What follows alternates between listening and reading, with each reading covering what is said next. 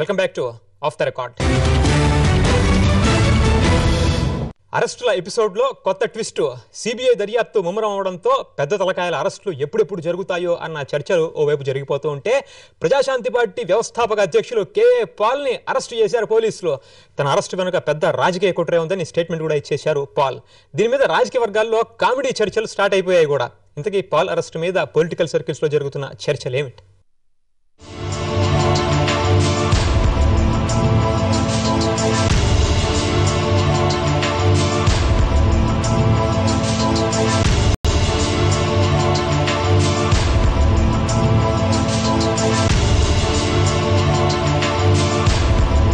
రాష్ట్రంలో సిబిఐ దర్యాప్తు కీలక దశకు చేరుకోవడంతో అరెస్టుల పర్వానికి తెరలెగుస్తుందన్న ప్రచారం ఊపందుకుంటోంది.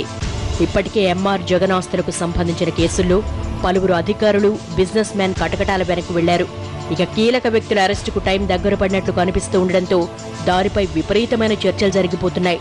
అరెస్టుల ఎపిసోడ్లోకి మంత్రులు కూడా చేరే అవకాశం కనిపిస్తూ ఉండడంతో ఎవరిని ఎప్పుడు అరెస్టు చేస్తారో అన్న ఉత్కంఠ రాజకీయ వర్గాల్లో నెలకొంది. వైఎస్ హయాంలో పెట్టుబడులు, మౌలిక వస్తుల శాఖ మంత్రిగా పనిచేసిన మోపిదే వెంకటరమణను సిబిఐ విచారించడం, ఈ నెల 28న జగన్ అండ్ కో కోర్టులో స్వయంగా హాజరు కావాల్సిందేనని న్యాయమూర్తి ఆదేశించడంతో అరెస్టులపై చర్చలు ఉప ఎన్నికల వేడిని డామినేట్ చేసేస్తున్నాయి.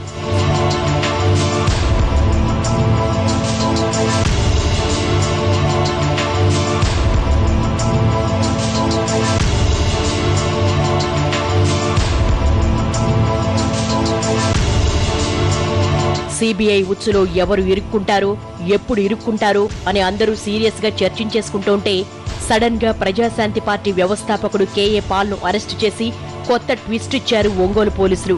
జూన్ 15 ఎన్నికల నోటిఫికేషన్ ప్రకారం బైపోల్స్ రిజల్ట్స్ వెలువడే రోజు, సరిగ్గా ఆ రోజున రాజకీయ సునామీ వచ్చేస్తుందని, రాష్ట్రాన్ని ముంచెత్తుతుందని మొన్నీ మధ్యే తన ఎన్నికల ప్రచారంలో వెల్లడించారు పాల్. ప్రజాశాంతి పార్టీకి లభిస్తున్న ప్రజాదరణ చూస్తూ మిగిలిన పార్టీల నేతలు భయపడిపోతున్నారన్న రేంజ్లో స్టేట్మెంట్లు ఇచ్చారాయన. అసలు అతని పార్టీ ఎక్కడెక్కడ పోటీ చేస్తుందో, అభ్యర్థులు ఎవరో అన్న వాటిపై క్లారిటీ లేకుండానే ఊరూరా ప్రచారాలు చేసుకుంటూ వచ్చారు.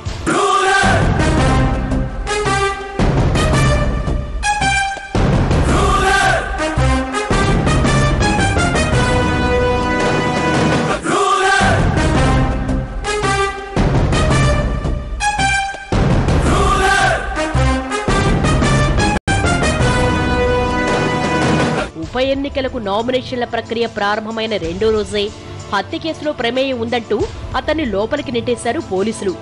ఇదంతా ముందే ఊహించినట్లు, అరెస్టు లైట్ గా తీసుకుంటున్నట్లు కనిపించిన పాల్ తన పొలిటికల్ స్క్రిప్ట్ ని మాత్రం వదలడం లేదు.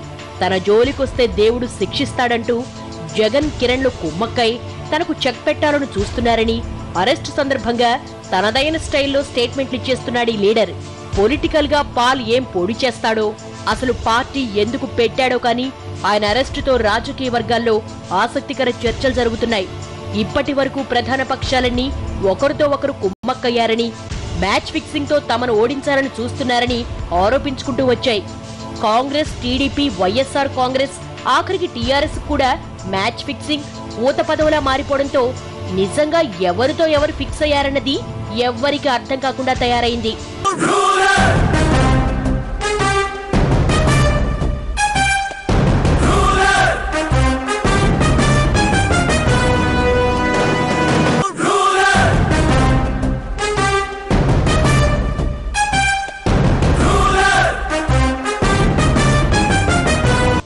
ఈ పరిస్థితుల్లో జగన్, కిరణ్ లు కుమ్మక్కయ్యారంటూ కొత్త party leader Paul statement release అయింది.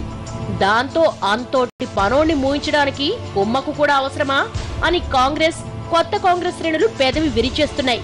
అయితే తన శాపాలకు పవర్ ఉందని పదే పదే చెప్పుకునే పాల్ ఇప్పుడు పెట్టిన శాపనార్థాల ఎఫెక్టు బైపోల్ రిజల్ట్స్ పై రిఫ్లెక్ట్ అవుతుందేమో అని కామెడీ చర్చ మొదలెట్టేసింది కాంగ్రెస్ కేడర్.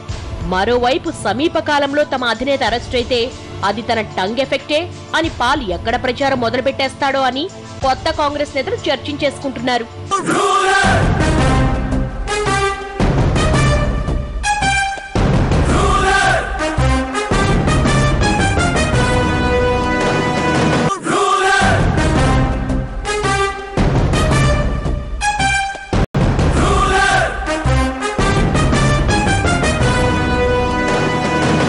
పోతే జగన్ కిరణ్ కుమ్మక్కయ్యారని ఎప్పటినుంచో ఆరోపిస్తోంది తెలుగుదేశం పార్టీ.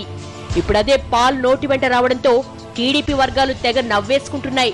పోనీలే ఉన్న విషయమే చెప్పాడంటూ అరెస్టు సమయంలో ఆ ఇద్దరి పేర్లు ఉచ్చరించిన పాల్ తన అధినేతను టచ్ చేయకపోవడంపై హ్యాపీ అయిపోతున్నారు తమ్ముళ్లు. పాల్ నోరు అసలు మంచిది కాదని, అరెస్టు సందర్భంగా అతడు చంద్రబాబు ప్రస్తావన తెచ్చుంటే లేనిపోని తలనొప్పులు వచ్చేవేమో అని ముచ్చట్లు పెట్టేసుకుంటున్నారు సెంటిమెంట్లను నమ్మే కొందరు తమ్ముళ్లు. మొత్తానికి బైపోల్స్ హడావుడి, మండుతున్న ఎండలతో బిజీ అయిపోయిన పొలిటికల్ సర్కిల్స్ కి పాల్ అరెస్టుతో మొదలైన కామెడీ చర్చలు కాస్త రిలాక్సేషన్ ఇచ్చేస్తున్నాయి.